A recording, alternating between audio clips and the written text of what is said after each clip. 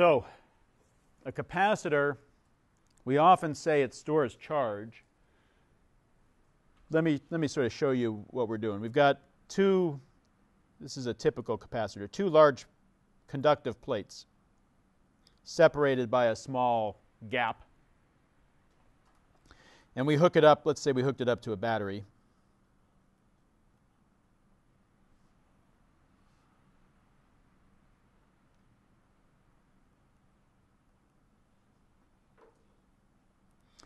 So charges move. Normally, you'd expect to have the same number of positives and negatives. The conductive plates are neutral, right? Same number of positives and negatives, but the electrons are free to move around. And this potential difference is like a pump on a pipe with water. And it causes the water to move, right? It causes the electrons to flow. The electrons flow in that direction, or you could sort of think of positive charges as flowing the other way.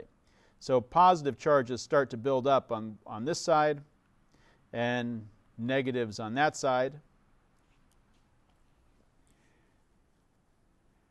But they can't go across.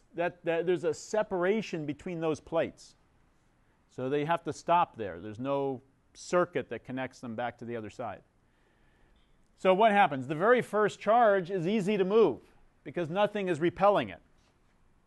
The second charge is a little harder to move because as you try to stick it on that plate, there's already a positive charge there repelling it.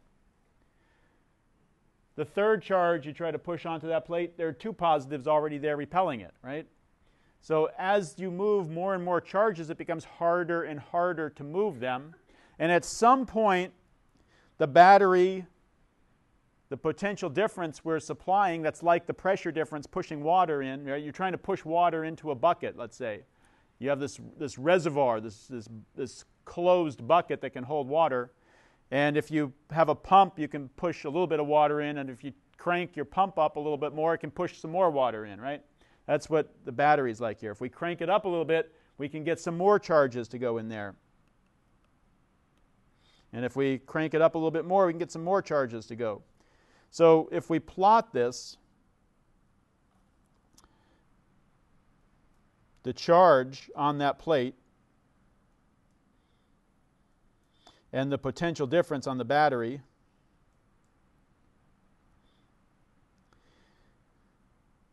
if there's no potential difference, you get no charge. And as you increase the potential, you start to get some charge buildup. Something like that, right?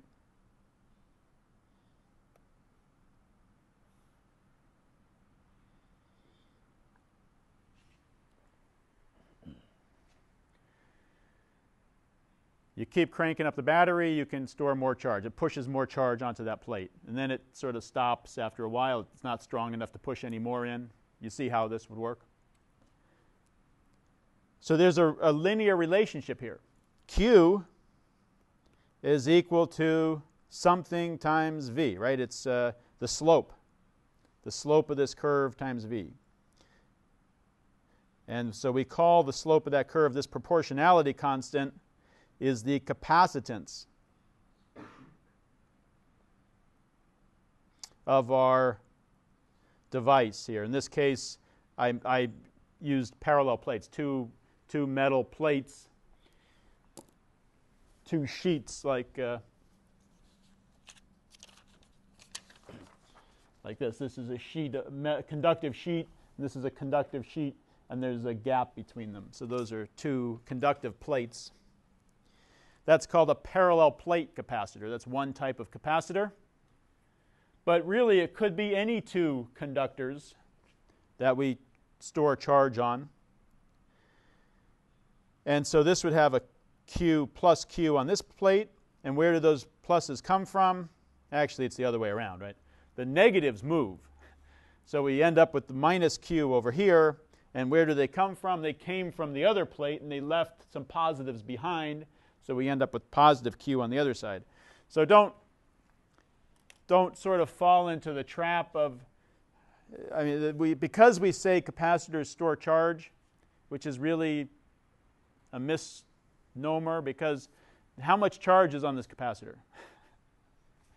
None, right? It's plus Q and minus Q. What we've done is we've separated the charge.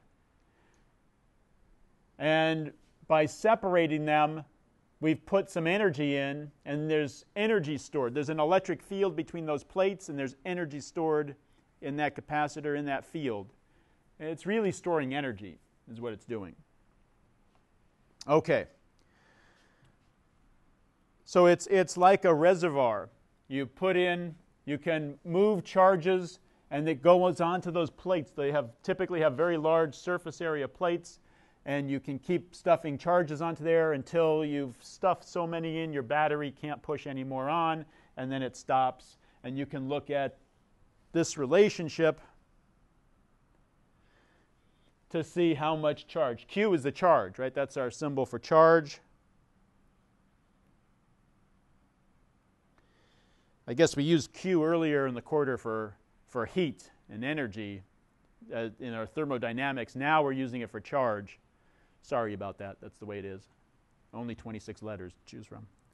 And V is our potential difference.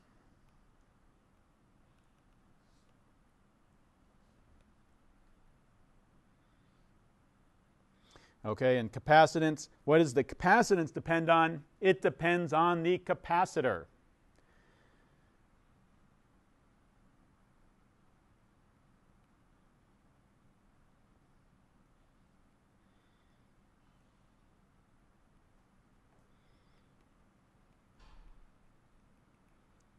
So things like the surface area of the plates, right? The gap, the distance between the plates.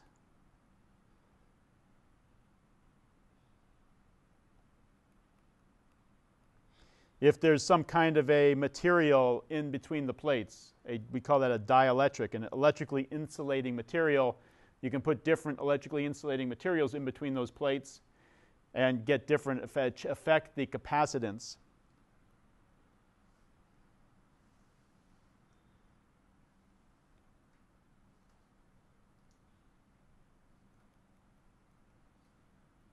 I'll put dielectric.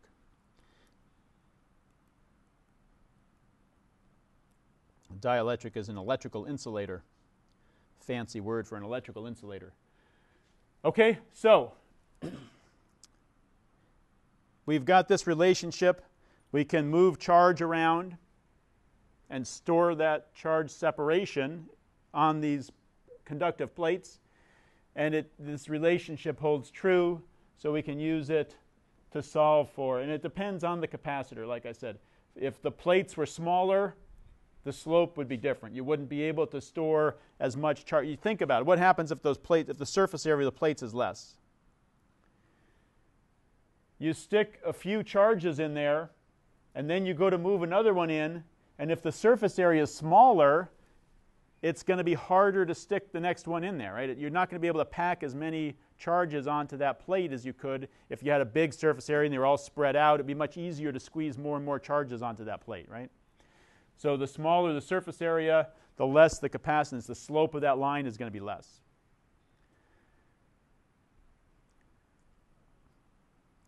And the distance between the plates, it's inversely proportional.